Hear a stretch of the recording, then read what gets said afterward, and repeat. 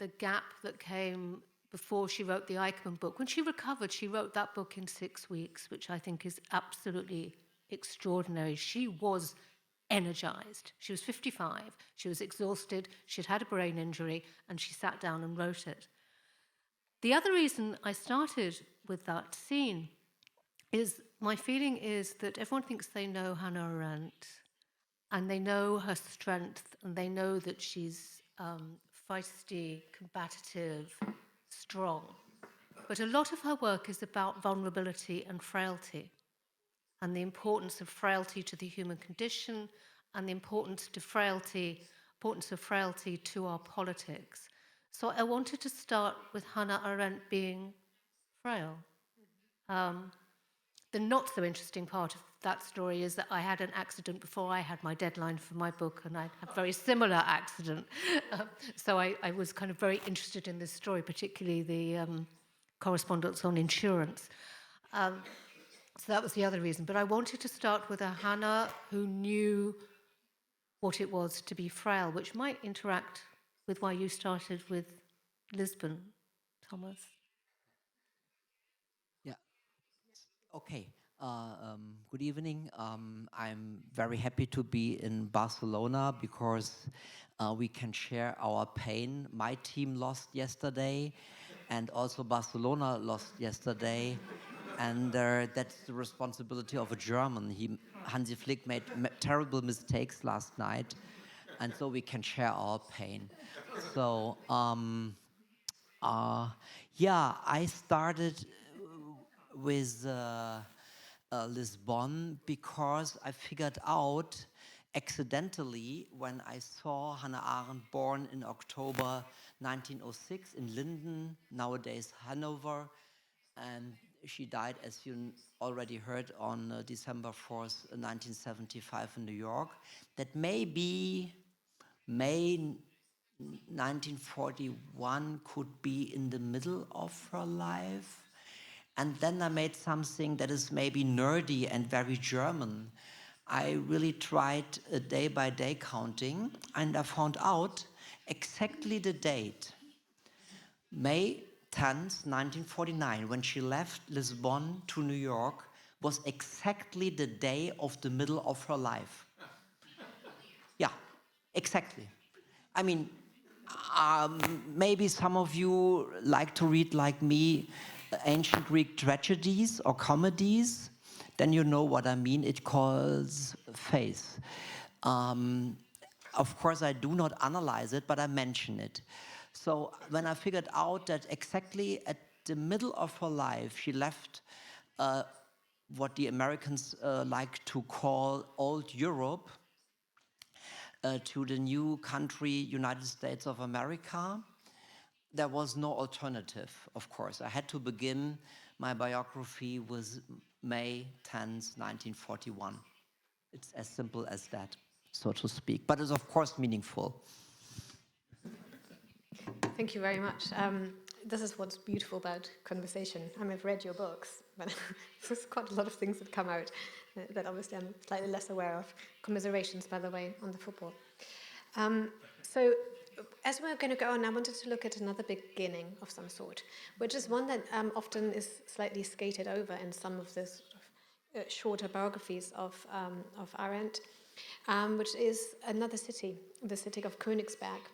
Today is Kaliningrad, and sort of the Russian enclave, but formerly the capital of East Prussia, where she wasn't born, but spent her school years, most of them anyway, often called the Venice of the North, and shaped by sort of centuries of commerce, of course, its role as a naval base, as a role as a place of learning, and obviously Immanuel Kant is most closely associated with the place, the importance of the Jewish community.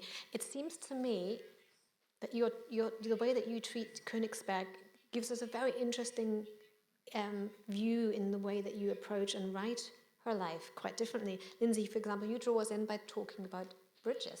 And first of all, well, Thomas, you're thinking in particular about genealogies, about houses, districts, about places, and how this let us understand the fortune of resident families, right? So my first question of what will be sort of a double kind of query is, what does Königsberg tell us about Arendt and her time? And I'm going to turn to you first.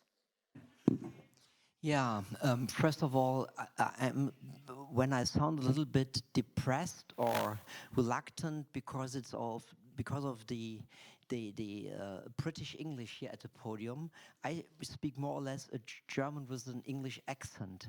So, I do hope that you still, also the translators can still understand me.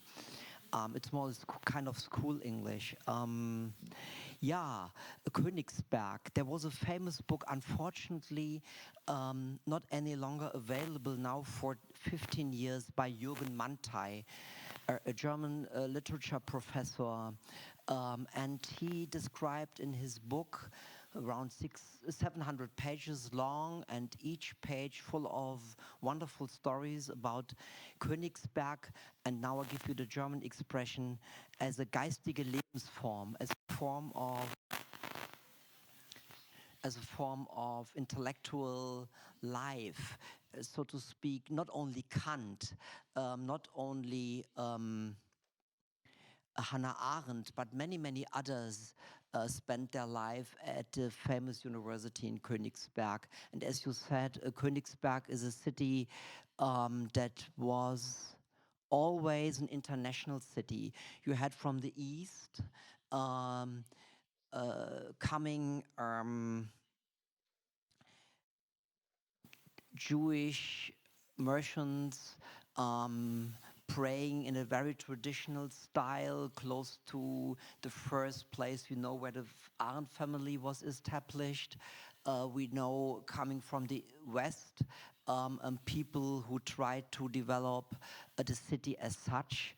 So it was a melting pot, as we would call it nowadays. At the same time, a very learned city, very bourgeois. A lot of libraries, a lot of used bookshops, cafes, other famous places. By the way, the world's biggest bookshop, maybe, at least the biggest bookshop in Europe at that time, was not in London, was not in Paris, not in Madrid or Barcelona, and not in Berlin, of course. No, not Berlin, of course not. But in Königsberg, by far the biggest in Europe, maybe in the world, in the early 20th century. It was called Gräf und Unzer. The publishing house is still there in Munich. Pardon me? It's not working? Oh, you missed something, maybe? Or you missed nothing? You missed nothing. Wasn't important. You missed nothing? You missed nothing? No? I said a few odd things about Königsberg, about the libraries. Okay. And this was a specific Jewish community. So the specificity of this community was that it was the Orthodox, conservative liberals interacted. That did not happen in Frankfurt, that did not happen in Berlin, and also not in Wroclaw, former Breslau. These were the three biggest communities, and then the fourth biggest was Königsberg. So in this specific situation, Hannah Arendt's ancestors played an important role. They were by far not one of the older families or oldest families. Jewish families in Königsberg you can discover in the archives since the 15th, 16th century, maybe even before, but it's not clear because of the sources. Arendt's family was there since around 1810, 1820, something like this. But they immediately played an important role in Königsberg because they, in particular her grandfather Max, decided to do something that is famous also for Hannah Arendt, to go into politics. And from this moment on, all Arendts went into politics. Not only her grandfather, Marx, as I said, but also her father, who was one of the founders of a socialist monthly magazine, and also her aunt. She was the first woman in Germany who invented special places for homeless kids. And she was so famous and prominent that several films were made with her and about her already in the 1910s and 20s. Unfortunately for the family, she converted to Protestantism, so the family excluded her, and Hannah Arendt never mentioned her. But it's an interesting family, so to speak. I didn't know some of that, thank you. Königsberg. For me, well, there are several things to say. Königsberg was where Arendt learnt to read Kant, and she lived in his shadow. And I often think she was 15. She was reading Kant. I mean, she was precocious, but I'm 60 and I still really struggle to read Kant. And what I so admire about Arendt is she got the thing about Kant which endures. And the thing about Kant that endures to this day is the point that Kant said, we are all thinking beings, we think. And she got why that was radical. She understood why that was so radical. 2, how we think has consequences for other people. How we think has consequences for other people. And she never, ever lost that. So in my book, I have this fantasy. I kind of imagine her running around the same streets that Kant took as a young Jewish girl, who was not, anti-Semitism was in her schools, it was in the streets. And how she formed herself in that legacy. I mean, the legacies are wonderful, as Thomas has explained, but in terms of a Jewish Enlightenment, Mendelssohn and Kant, and Mendelssohn was Hannah Arendt's best friend. Hannah took her boyfriend. It's all right, Anna didn't want him anyway. There are all those kind of connections. But as I was writing the book, it got thicker, because I think there was this sense of, certainly with Kant, but with other thinkers, but the project of politics, of how one city and several cities rehearse the same question again and again and again. So when I got the contract for this book, I was determined to go to every city that she'd ever been, because I'm an Irish-British nerd, and I like traveling. And then there was COVID, so I didn't get to go to the place I really wanted to go, which is now called Kaliningrad. And the whole history of Königsberg, the occupation by the Russians to start with, and then the occupations by the Nazis, and then German occupation, Nazi occupation, and then Soviet occupation, tells a story about Europe, tells a story about our politics. So COVID came and I had to cancel my ticket to Warsaw. I was going to get the train from Warsaw up to Kaliningrad. I'd written to the embassy, really excited. I worked out that very famously there were 7 bridges of Königsberg, which are now 5. 2 were bombed. There's now one called the Lenin Prospect. And I thought, great, I'm going to walk these bridges and do the thing. COVID happened, I didn't go. COVID restrictions eased off. I got out my ticket again. And then Russia tried to occupy, failed to occupy, invaded Ukraine. And at that point, I was thinking, I am in the same history that Hannah Arendt was living. One of promise and terror, again and again and again. And so I think that's why it's so important to me. I was interviewed by a Polish magazine recently and suddenly realized I didn't need to explain any of this to anybody in Poland, because they knew exactly where Kaliningrad was, how close it was to them, and how close it is to their lives. So yes, it's a way of having that conversation. And she was just one point, she was teaching at Berkeley and she went to Stanford to look in the archives. And what she was interested in, she was asked to visit the new Center for Behavioral Science. She was deeply unimpressed, you'll be unsurprised to know. She wanted to find out what had happened with the last Nazi massacre of Jewish women in Königsberg. And there had been a death march up from Poland to Königsberg. The women were marched to the sea and told to run into it and then shot. And it's a famous massacre. And she read that the thing she read that she took away from what she saw in the archives was there'd been a call up for all fit men in the city to come and conduct this massacre, and hardly anyone showed up. And she took that as one sign that there would always be disobedience, however small. There weren't many men left in the city by this point. But there would always be a point of resistance and disobedience. So yes, it is central. It's still central. Thank you both. Did you want to kind of come in, or because I was just as you were picking up the Yes. What Lyndsey is saying is, so that we can start our conversation, so to speak, is only a few made it out of Königsberg because the Nazis decided to present some cities after the fall of Stalingrad, cities that really can stand still even if the enemy is in front of the city. They do not the same as General Paulus, who offered the army and said to cable to Hitler, no, we lost Stalingrad, it's over, and we go now to prison. And the general in Königsberg decided, we will last man standing, we will defend it whatever it costs. And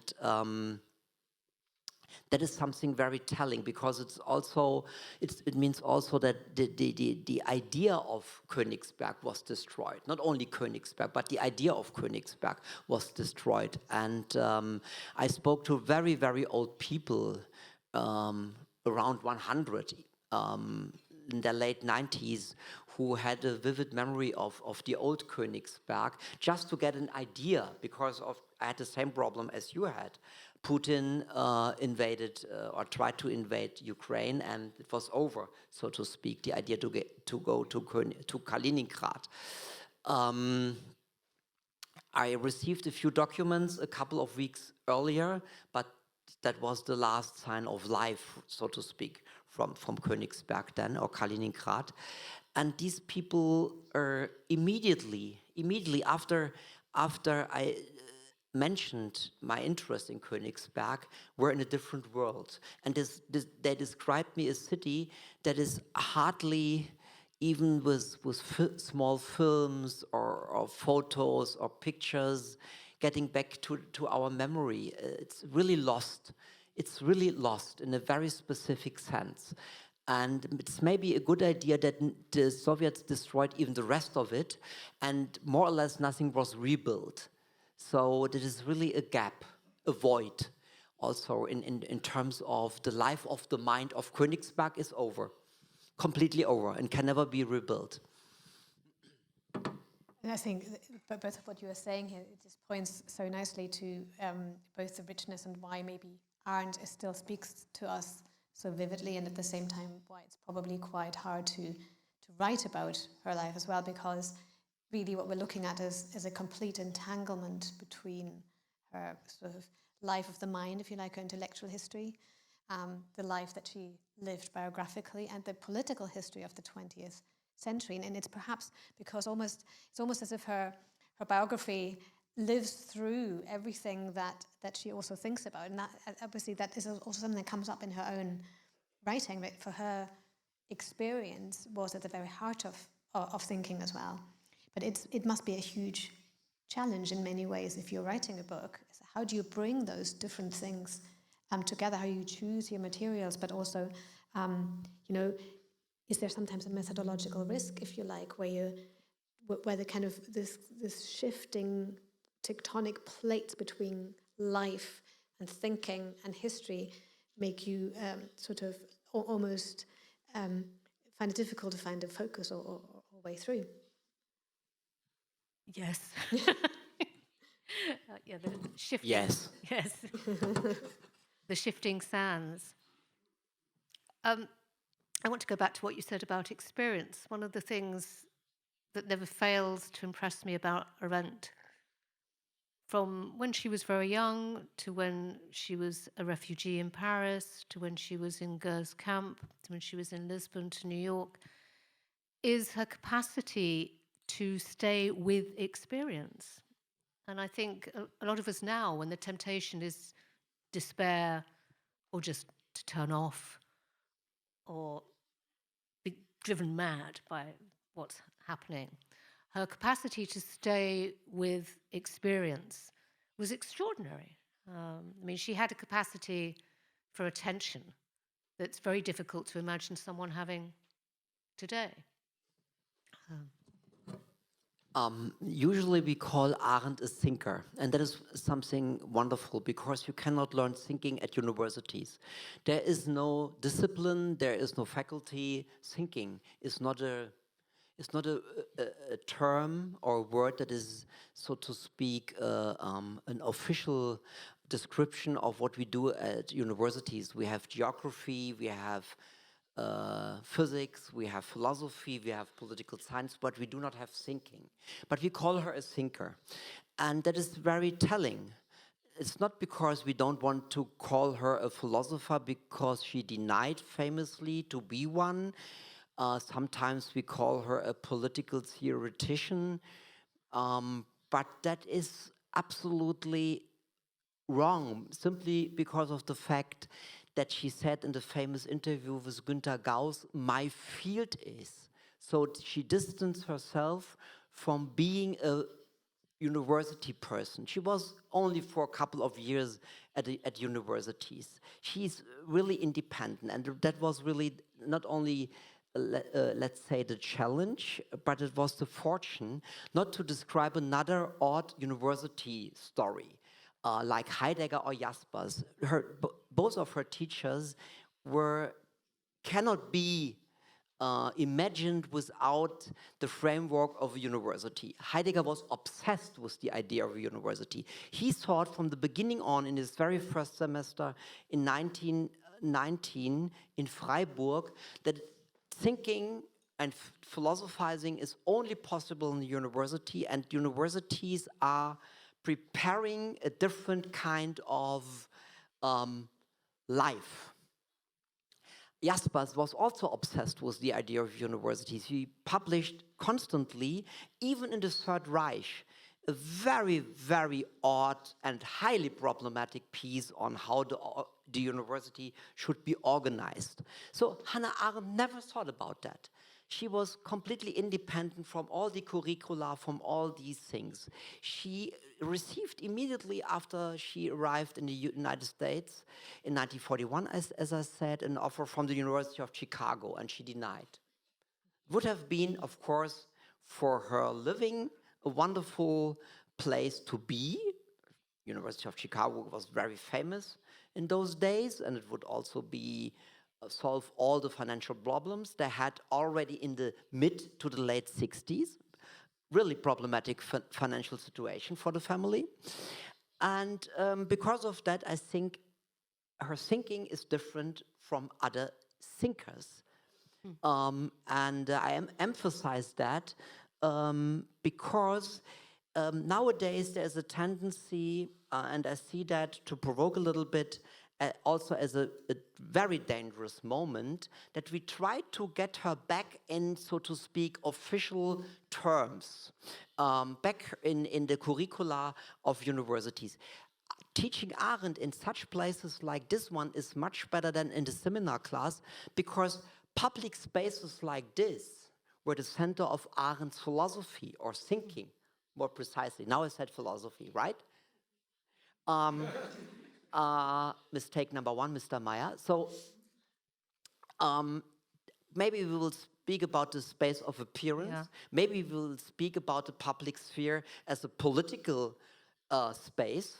But I can imagine much better Hannah Arendt sitting here tonight with all of you than being in a German Oberseminar. Thank you. I agree with all of that, Thomas. But I'd also say that her dislike of universities was part of her turn away from specialists of any kind. And this was partly the experience of having to leave Germany and seeing her best friend, people who thought that were very, very clever, philosophers, specialists, joining the Nazi Party at worst, or saying nothing. And so what she discovered, and most of us know this, but people who think they're very clever can be morally very stupid. So there's no actual correlation between cleverness and morality. It's another Kantian point, because she was at pains to point out she was a great teacher. She hated the university. She hated the institution of the university. She loved her students. Thinking is ordinary. Thinking is ordinary. You can train your brain to learn a language, do maths. But moral thinking is very, very ordinary. So if you looked at the Eichmann book, as much as she's interested in the banality of evil, she's always interested in the people who thought for themselves and said no. So I think, and that at this moment is very, very important. When I was writing, my book was a trade book. It wasn't an academic book. My publishers wanted a bigger market. One of the big fights I had is the American publisher and the British publisher. The Germans were fine about this, but wanted my title to be Thinking Like Hannah Arendt. And I was tearing my hair out and saying, the problem with thinking like anyone is the problem. Thinking for oneself in a two-in-one dialogue. So I can't have a book called Thinking Like Hannah Arendt, because Hannah Arendt would be sitting there in the bar where the lost angels of history hang out, saying, I've told you, I spent my whole life teaching you to think for yourself. No. In fact, you have several chapters that tell you how not to think and how to think like... Yeah, the compromise is each chapter is now a how-to, because they wanted it to be a self-help book, which I thought was lovely, self-help with Hannah Arendt. So I let them keep the chapters, but I tried to subvert them in ways I think... Yes. Yeah. But I think there's also something, right, this is why she is so interested in the figure of Socrates, because she says it's not, what Socrates tried to do was not tell you what to think, but how to think. And that what she thought was probably much more of a political rather than a philosophical activity was actually speak to citizens and be sort of the midwife to their own opinions and their own thoughts and bring that out. So in that sense, she takes, and this is from an article that thinks very carefully about the relationship of philosophy to politics. But that, I think, sort of tenor that comes out here is present in her own reading of this sort of classical philosophical tradition.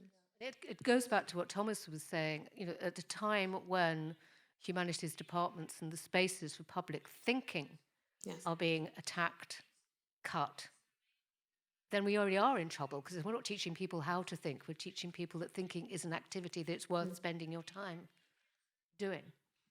Yeah, may I follow up with an anecdote. When I read Arendt in Munich, privately, there was not a single seminar on Arendt at my university, my alma mater, where I'm teaching now. A professor of mine, a very famous one, said to me, "You're reading Arendt? She was a famous journalist, wasn't she?" Yeah, she was a famous journalist. Yes, of course. I said, yes, you're right. She was a famous journalist. It is no wonder that she was so interested in Socrates for the aspects you mentioned already, but also because Socrates is completely hidden, and we know only about Socrates because of Plato and Xenophon and maybe a little bit Aristophanes and a few other guys which are only survived as authors of fragments. But there is no official Socrates, so to speak. We know Xantippe a little bit, but it's also more or less stories about her. But Hannah Arendt did something in her Socrates essay that is so typical for her thinking. She knows the literature about Plato, dialogues by heart, was a very learned Plato expert, but her Socrates essay completely splits Socrates from Plato. She presents Socrates as a completely independent thinker. That is something, of course, classicists and ancient philosophy experts would kill her if that would be a student's paper. But for Arendt was crystal clear, as long as I can show that something is convincing, a thought experiment is worthwhile and we should do it. It's not about academic regulations or the common sense, maybe another term we can discuss tonight together with the audience later on. It's simply because she thought, if he is so influential, this Socrates, as a figure, and at the same time, the only author, and by the way, as you all know, Socrates died for his positions, yeah, in the Apologia and in the Kriton and all the other dialogues and symposium, you can see that. But the author who is responsible that we know about Socrates, Plato, went to Syracuse, to a tyrant, to teach the tyrant, to make to write a new Verfassung, constitution and things like that. So when she writes about Socrates, it's also about the self-limitation of the combination of a biographical and a philosophical argument, and against the philosophical argument. So she never forgave, so to speak, Plato that he went to Syracuse. Socrates had no idea to go to Syracuse to teach a tyrant. On the contrary, he lived most of the time outside of the city. So telling that story again from a different perspective, what she told us is, if you really want to talk about philosophy, you have to do it from the outside. Not officially from Plato. There is no single Plato essay as such, but there are 50 pages on Socrates, and I think it's very telling. No, it's very interesting.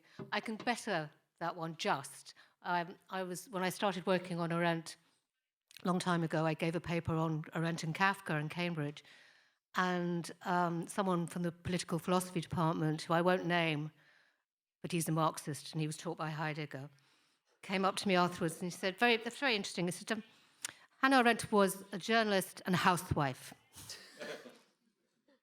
And so I think we can also talk about the misogyny that circulates around Arendt, which is often not talked about, but comes back again and again and again.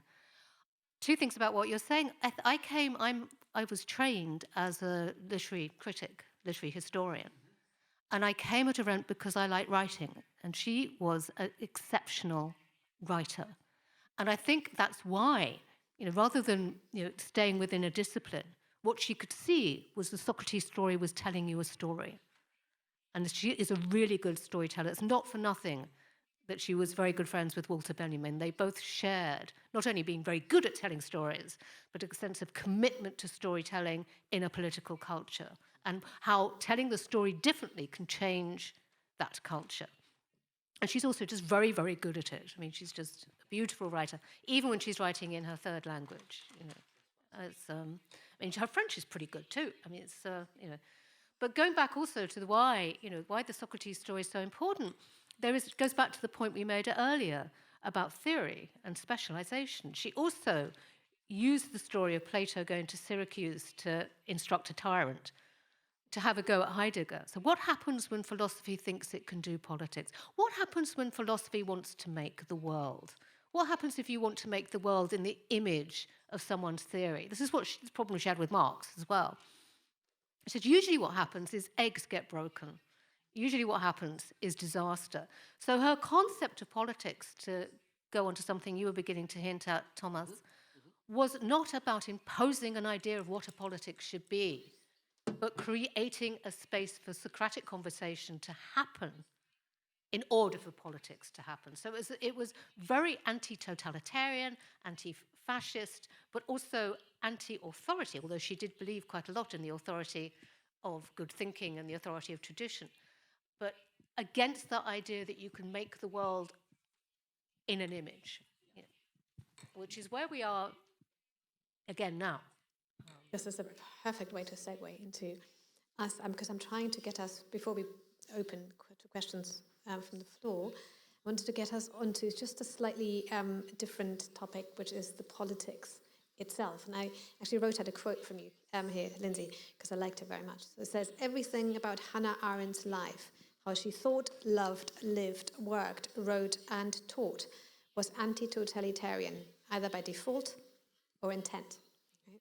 So there is, as a thread through her thinking, but through her private lives, through the choices she made, that is very much a way of tackling the question, the disaster of totalitarianism. It runs through her entire work. And what is very fascinating also, and particularly in Thomas's book here, is just, obviously, you are actually focusing also on a time where that engagement becomes quite hands-on political, where she takes a step back from her old Greek philology, from her theology seminars, from her thinking around the idea of love in Augustine, where she kind of really reverts to political activism because that's what she feels at this point is necessary. And I just wondered whether we want to think about her relationship to that particular moment in time and that particular challenge. And maybe you want to talk about some of the things that you found that were sort of new archival sources as well that you could draw on. Yes. Hannah Arendt was born, as we said, already twice in 1906, and she received her PhD in 1928 and 1929 in Heidelberg with Jaspers on Augustine and the understanding of love in Augustine. And then she was for 2 years a fellow of the so-called, one cannot translate that, of the Deutsche Notgemeinschaft, which is now the Deutsche Forschungsgemeinschaft, a state-based and financed organization with 2 or 3 year fellowships at that time in the 20s and 30s, a 2-year fellowship. And then she was an independent writer in Frankfurt and in Berlin. And in 1933, she was in Berlin, and a famous author, Arnold Zweig, and a team around the Jewish weekly Jüdische Rundschau asked her to go to the State Library in Berlin and to put material together from local newspapers, German local newspapers, and how they spread anti-Semitism in Germany. And someone betrayed her, or someone figured out that she is doing that, and so she ended for a couple of days in a German prison, and then he made it via Prague and Geneva to Paris. I'm telling that, of course, you go after this discussion to the bookstore here in the house and will buy our books. I'm sure you will do that. My publisher is Anagramma. Lyndsey's is Ariel, and we have both wonderful translators. I think it's a good place to thank our translators and our publishers tonight when we are here in Spain. I'm here for the first time, so I do it for the first time. And in Paris, what happened in Paris? That was the great question. So Arendt is also a victim of mysticizing her from foes and from friends. People like to tell stories about her because we do not have documentation about what she did in Paris, where she met her second husband, Heinrich Plücher, a kind of a communist and a womanizer, famous already at that time, and what happened with her first marriage with Günther Stern, and all these things. And I was very angry about myself because I looked to the Paris years like a child. So many other scholars tried to find out something about Paris, and my publisher was pressing me and pushing me and asking me, Thomas, you have to finish the biography. I mean, you're still now doing that, your research for 3 years, and you know not a single new document about the Paris years. And finally, I made it in Harvard and in Jerusalem, and I could find hundreds of letters and other things from Arendt and to Arendt about the so-called Kinder- und Jugendaliyah, which means, aliyah is a Hebrew word, aliyah, and means wave originally. And you have different waves from different countries and ethnicities to Palestine to build a new state of Israel, a Jewish state named Israel. So this organization, founded in 1933 in Berlin-Charlottenburg, tried to bring 14 to 17-year-old children to Palestine. And Arendt did that from 1934 to 1939 in Paris. And this occupation, this job, this kind of self-fulfilling Jewishness for her, I think had a deep influence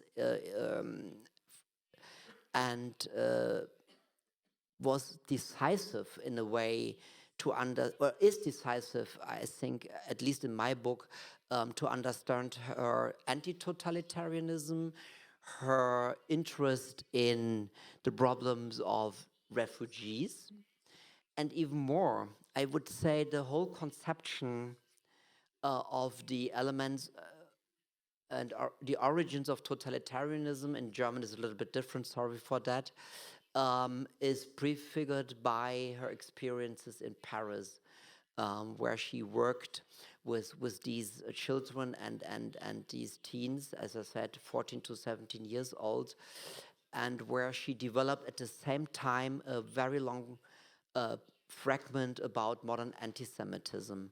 So that is maybe the story that is completely new in my book. I'm not want to make an advertisement, but at least I thought I should present it in a specific way, namely as the turning point away from what Lyndsey and I described before, away from theorizing in an academic way.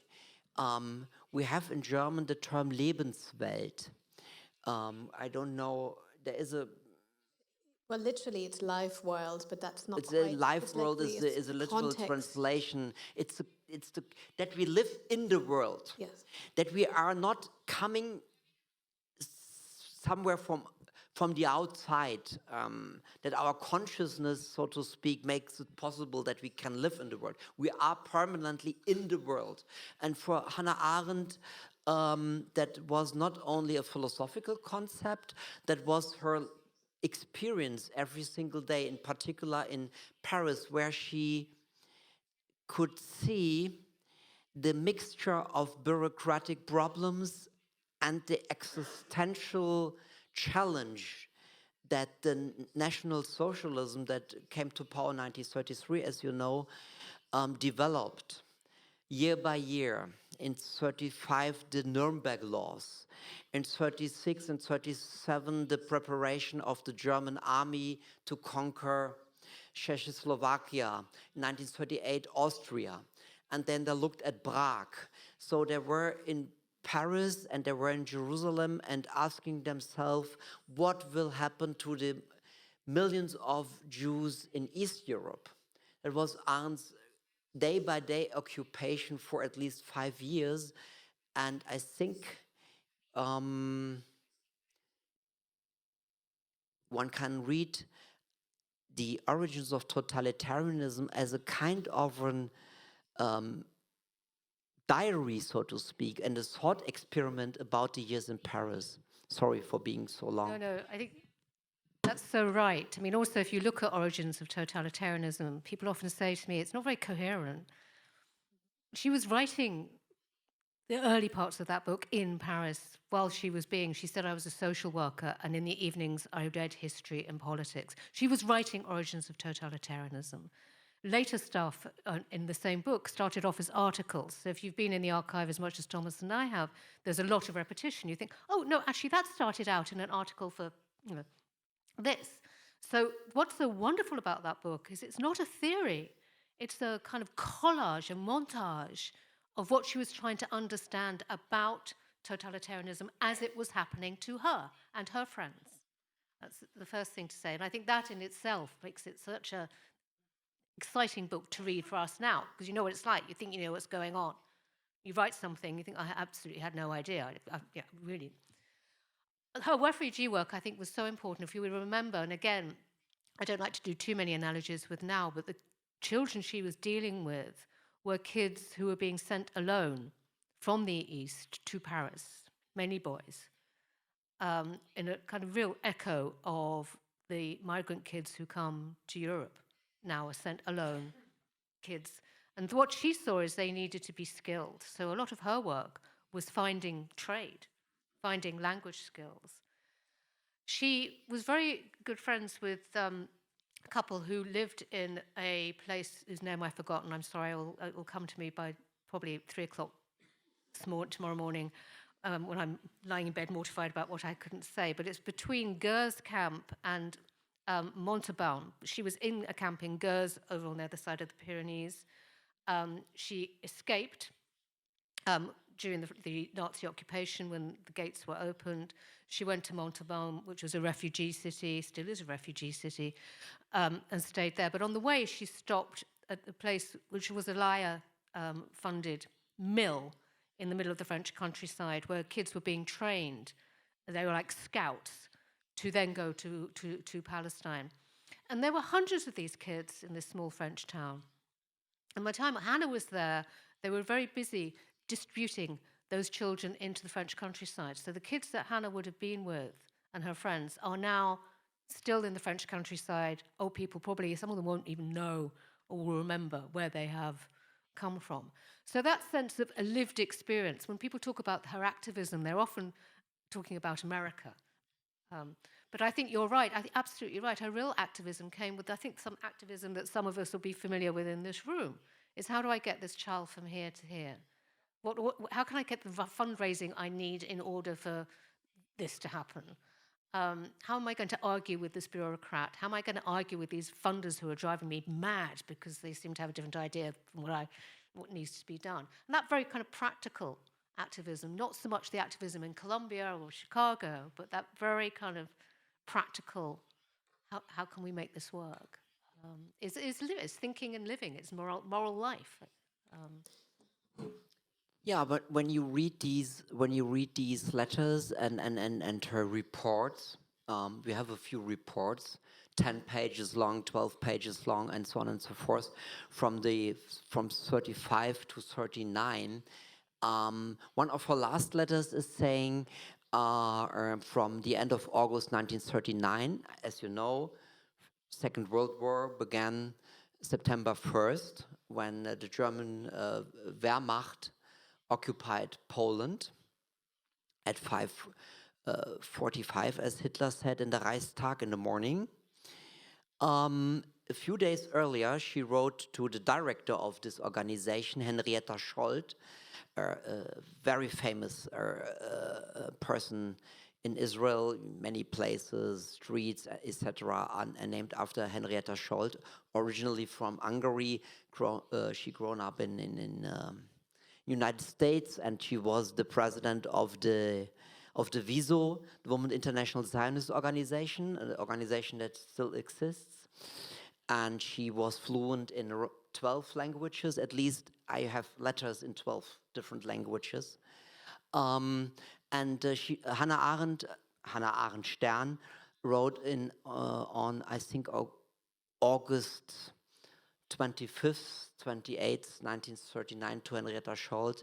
We are thinking about what is about Jerusalem, we are thinking about you, and we are thinking about the millions of Jews in East Europe. I emphasize that, not that Arendt was a prophet. She had no idea what will happen in Sobibor, Belzec, Majdanek, Birkenau, and all the other extermination camps and concentration camps. She had no idea. As she later will say, an abyss opened, right? An Abgrund, when she heard about Birkenau. But I emphasize that also because in many minds there is this Eichmann Jerusalem book, a book as Mannes Sperber, I think it's still a name here, And others said at the time, it's also a book against the East European Jews. Hannah Arendt was vividly interested in particular in this, for her, completely unknown world of shtetl, of Orthodox Jewry and all these things. She thought the Western European Jews maybe can make it in a way, maybe. But the East European Jews, because of also of the Soviet Union, it was already known that the Molotov-Ribbentrop contract was a betrayal from both sides of Polish Jewry, that Hannah Arendt was very much interested in her very last days in Paris to get the kids from Prague via trains to Great Britain. Happily, a few hundred made it because of, as we know, because of a British, what's his name? What's his name? I was afraid you would ask that. He died in the age of 108.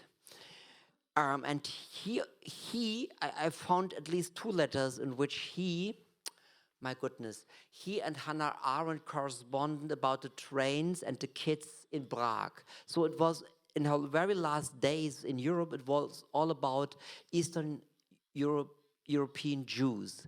And it is highly interesting to see that, because at that time it was not usual, so to speak, in Zionist organizations to think about what will happen in the East, because most of them thought they are secure because of the Soviet Union. Thank you. I also, just to wrap this up now, but the obviously fascinating thing for us still, and I think that is something that takes us to the origins of totalitarianisms. One of the core, and its enduring relevance today, is that obviously Arendt herself became a refugee, and she became stateless. And it is one of the shorter essays that she writes at around that time, We Refugees, in which that thought kernel begins to appear that really is at the heart of the origins of totalitarianism, which is about the capacity of human rights, or rather the failure of human rights, to apply or to be able to be claimed precisely by those who need it most, because the state that can enforce it is not there. Just a second, because I think it's important. Nicholas Winton. That's right. Sorry for that. Yeah, I didn't check my emails. I looked for Nicholas Winton. And that is also the text that she then writes already in New York. I think she was, again, because she lived that experience, she said in the essay, but she also said it in The Origins of Totalitarianism, is what she thought.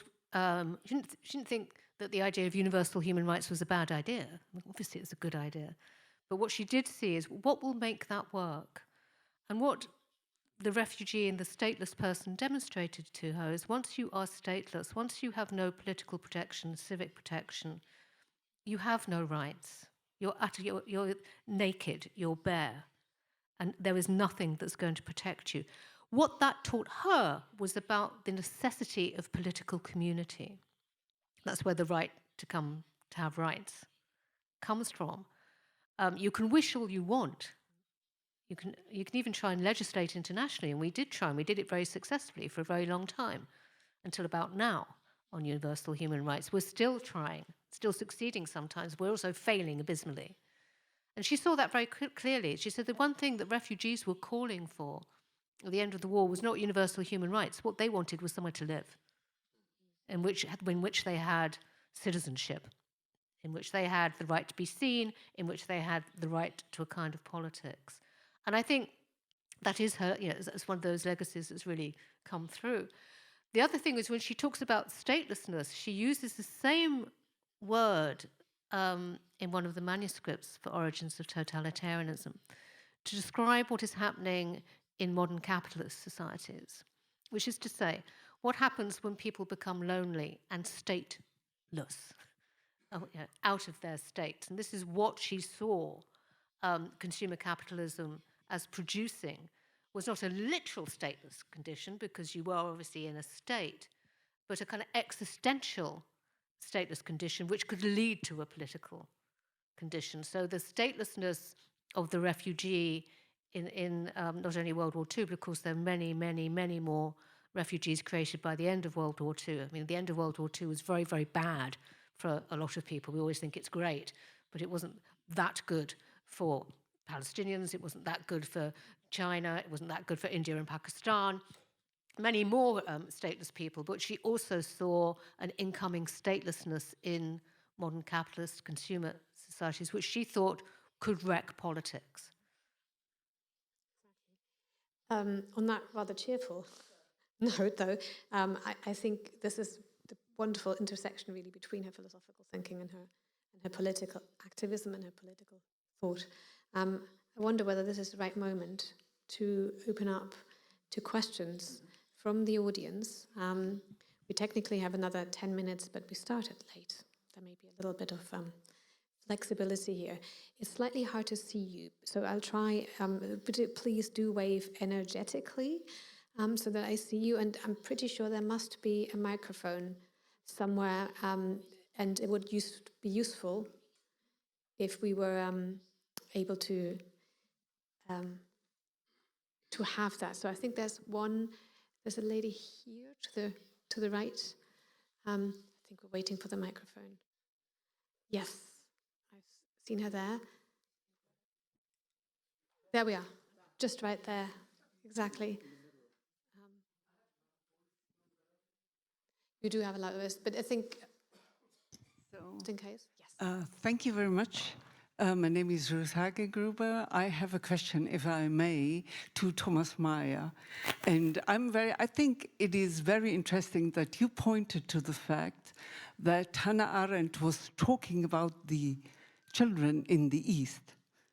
And I would be interested very much in what you are thinking that she, in her book on the totalitarianism, is not only talking about the Nazi regime, but also on the Stalin regime.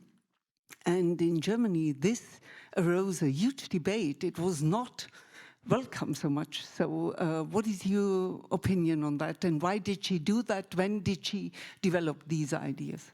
Yeah, thank you so much for this question.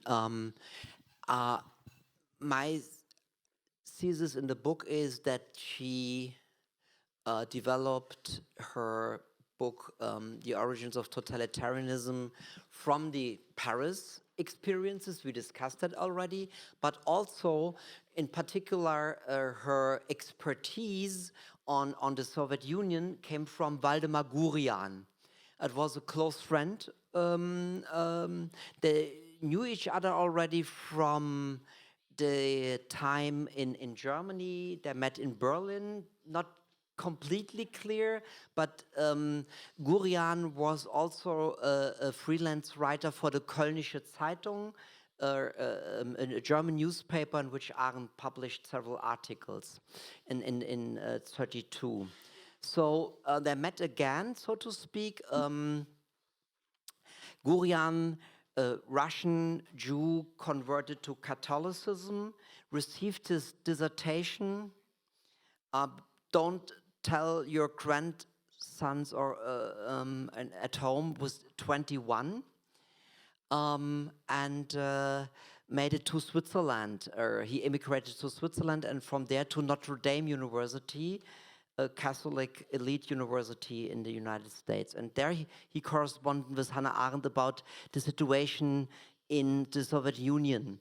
And Arendt understood immediately from Gurian's writings and the recommendations she received from Gurian about new literature on the Soviet Union and the totalitarian Stalin system, that here are at least similarities in the way how to use, and now I emphasize it, how to use human beings as something technical, that the regime also had the similarity that they did not care at all about the established difference between perpetrator and victim, that all the victims were at the same time perpetrators, that the system was stabilized by the fact that human beings cannot any longer think, that their state of the mind, another state, so to speak, that the state of the mind was completely occupied by the idea of a totalitarian state. And this kind of similarity was then later on in the early 50s also in Germany and in the United States by Karl Joachim Friedrich and others, and in Germany by Karl Dietrich Bracher, only to mention one theoretician, and Talmon in Israel, Salman Talmon in Israel, in a way simplified as in the way that National Socialism and Communism, Bolshevism are the same. And Arendt was, let's say, part of this group, as Sam Moyne, unfortunately in a new and very bad book, said, Cold War liberals, they were interested only in totalitarianism, but not in real liberalism.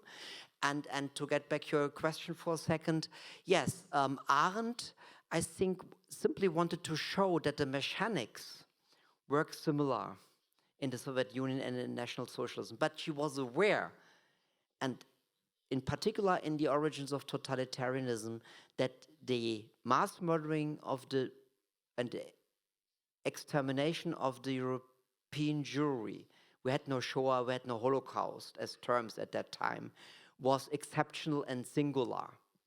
The Gulag was not Birkenau, and Birkenau was not the Gulag. She was very well aware of that difference. Yeah, just also to add, I mean, I think she felt that she'd only done half a job with Bolshevism at the end of Origins of Totalitarianism and needed to write another book. If you look at the history of Origins of Totalitarianism, which has a much better name in German, actually says Elements, she wanted to break down the different origins of totalitarianism, and that originally the book was going to be called The Four Pillars of Shame, Anti-Semitism, Racism, Imperialism. And she went through several titles, but these three things were really important. The origin of totalitarianism didn't come from nowhere. It came from the practices of racism, it came from race thinking, it came from the practices of colonialism, bureaucratic practices of colonialism, it came from anti-Semitism. That didn't give the same account of Stalinism. So her next book was supposed to be doing the same, but for the Soviet Union and starting with Marx. She never managed to finish her book on Marx. I have great sympathy with her, actually, for never managed to finish her book on Marx. She wrote The Human Condition instead, which is brilliant. But I think it is that sense of, and I think it's really worth hanging on today, is that sense that she saw different elements of totalitarianism crystallizing into one thing. And she knew she was a good enough historian to know she wasn't quite on the same ground with Bolshevism. Yeah. One more remark, because what Lyndsey said is so important, and I only want to add one element.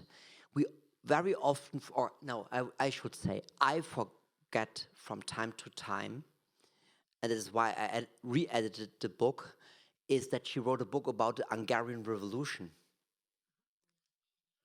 It is not really well known. She kicked it out from the American edition of The Origins of Totalitarianism, unfortunately, and it was published separately in German. It's a book, I think it's very hard to rank, because we all like to rank. It's important, it's less important, it's more important, such stupid things. But if there is a book I really highly recommend to read, is her small book about the Hungarian Revolution, because it shows that Arendt was not only because it was fancy in the early 50s to compare, as the others I mentioned, Bolshevism and National Socialism for Cold War liberal reasons, but none of these figures were interested in the Hungarian Revolution, but Arendt was, and that is telling, because she thought, here is a historical moment. One can resist. That's important. That's a human, that's, so to speak, a human action. That is a vita activa. In the same year, she published the human condition in German, Vita Activa. That is so important, this Hungarian Revolution. We should never forget that. The Kantian term for that is Geschichtszeichen. Like Kant said, the French Revolution is a date in the history of the human beings that will never be forgotten.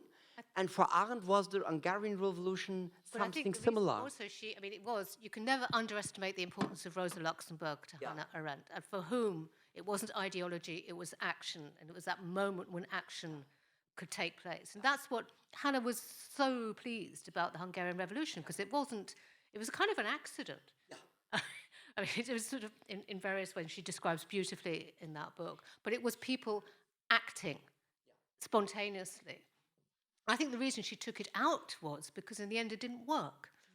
It was a mistake. Yeah, exactly. But the last revolution, and then must get some more questions, she witnessed practically on her deathbed, was the Carnation Revolution in Portugal. Yeah. And she couldn't keep her eyes off the Portuguese Revolution, partly because of where she left Europe for America. She left in Lisbon. She knew Portugal very well from that time, but she always kept an eye on it. But it was the same thing. It was supposed to be a coup, the fall of that regime. It wasn't supposed to be a revolution, and it turned into a revolution because what happened on the street and what the workers' collectives did and what various other people did to produce this miracle of human action that can suddenly change everything. But isn't it also extraordinary as a form of editorial history in some respect, because she felt she couldn't include it? As we're opening up, una cosa, podríeu, si voleu, fer la pregunta en català o en castellano, òbviamente, i intentaré traduir si això us facilita la cosa. Necesitamos el micro aquí. You can speak up? Yeah.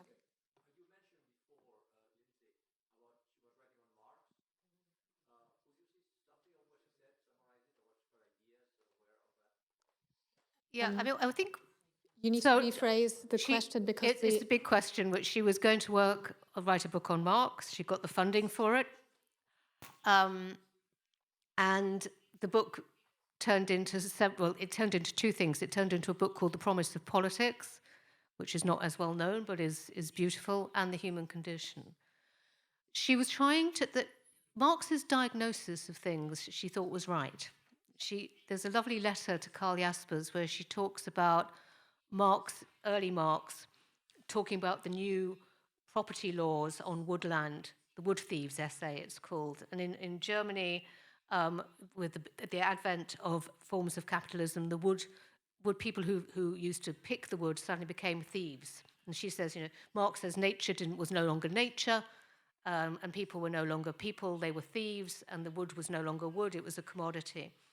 That she understood alienation very, very well, and went with that. But what she couldn't move, what she was resisting was the solution to that. So Marx's economic theory, which was heavily relying on turning labor into the driver of a new community, she saw as, going back to the lady's question, as a new form of totalitarianism.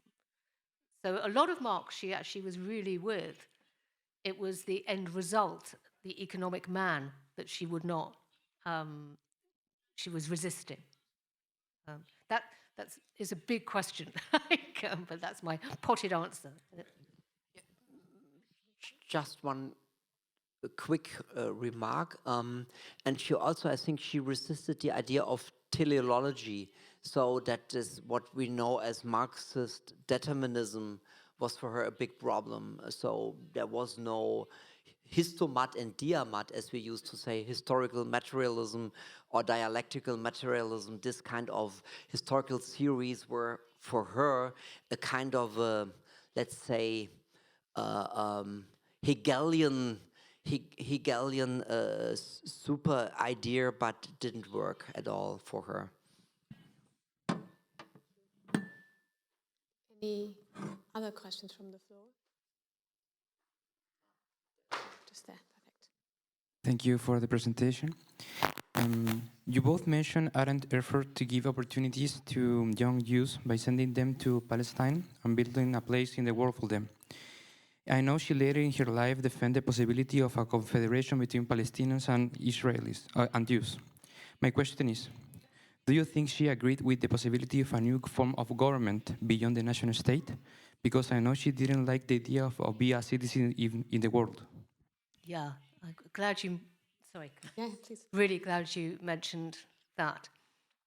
Hannah Arendt believed in a binational state. She believed in a Jewish homeland, but she didn't think it had to be a nation state based on ethnicity or one set. I mean, she just thought that was a disastrous idea. I happen to agree with her on that. She wanted a binational state. She campaigned for a Jewish homeland. She campaigned for a Jewish army. She thought a binational state was a possibility.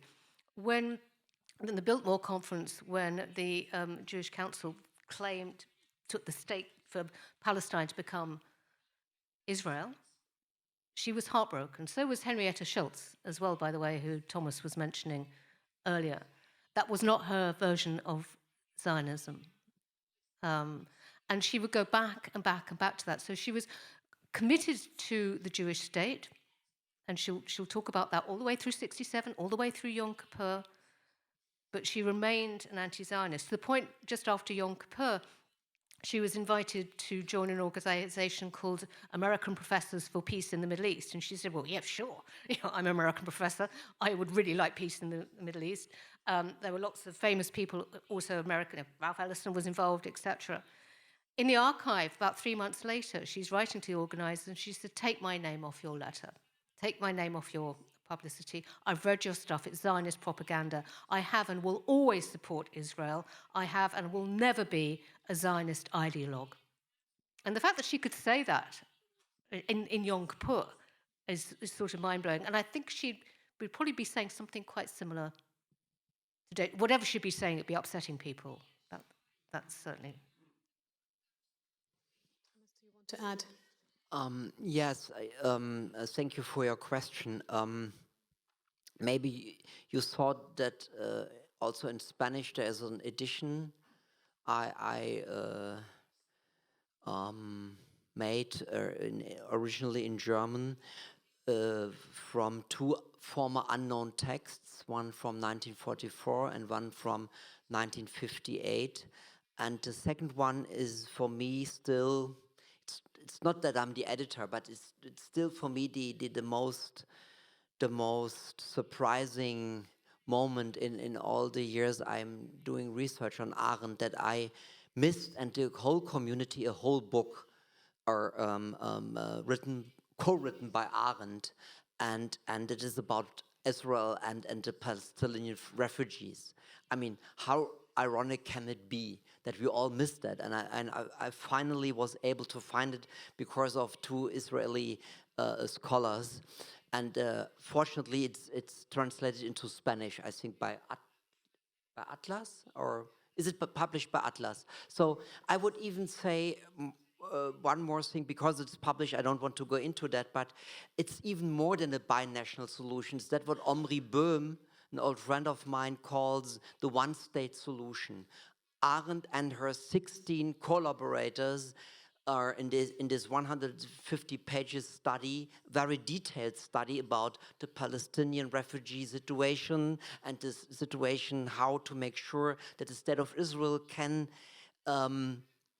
be stabilized, because they plan that all the people can get back to their original places if they want, and financed by the international community. That is the heart of the idea, a one-state solution, everybody with equal rights, everybody developing its own life from the beginning on, if he or she or it wants.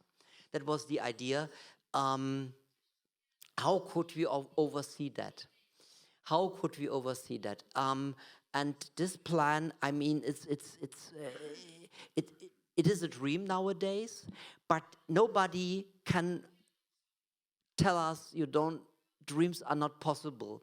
And we still have these documents, and we have other documents in which Jews, Muslims, Arabs, Christian and non-Christian, and work together and develop such plans. Maybe we need another Arendt to start with that. There is. We're going to take one final question, but I also know that we have, we would depend on the generosity of the translators here. So if it could be very short. Yeah, very brief question. This is going to sound politically incorrect. Binational state sounds very good, of course. What does it mean? One state, and that state is Israel? And if not, why not two states? I mean, one state. I remember when reading when Israel was founded, I believe it's 1948, or in that area, 60% of the people were Palestinians, not Israel. So one national state. Okay, it wouldn't be Israel because the majority were not Israelis. So it sounds beautiful. It sounds like I want my cake and eat it too. You know what I mean? What does that mean when one binational state? Why not two states? I think this takes us really now quite far away from Arendt, though. However, can I perhaps, unless you want to respond to this? Just one response that one thing's always stayed with me about Arendt's critique of the idea of the nation state. States have to be held together somehow. But what she'd seen in Nazi Germany was what happens when nationalism takes over the functions of the state. So what happens when a majority start to persecute a minority and the state executes that? That was her problem with having nationalism drawing or powering the politics of a state. She was very pro-European Union. At one point, she was one of the people who thought it'd be great if Palestine could join it wasn't the EU, but then it was in various carnations. Because she saw the importance, you need different sovereignties, different nations, but you can't have one idea, especially not based on race, ethnicity, or religion, powering your state. So, of course, you can have several states, mini-states, little states, big states, little states, but what you can't have is an ideology that's going to trample all over the rights of people who are not the majority in that state. That's what she saw very clearly. Thank you. I'm sorry if I got off the question, but I heard throughout that she was into politics and specifics. That's why I asked. Yes, of course. But in fact, maybe we can close with a quote from Arendt, which is at some stage she said about one of her subjects that it's almost embarrassingly topical. And so she does remain almost embarrassingly topical, although we have to review her as we've done tonight. Can I thank you both for your generosity and a wonderful conversation? Can I thank the translators for their extraordinary patience? And all of you, thank you.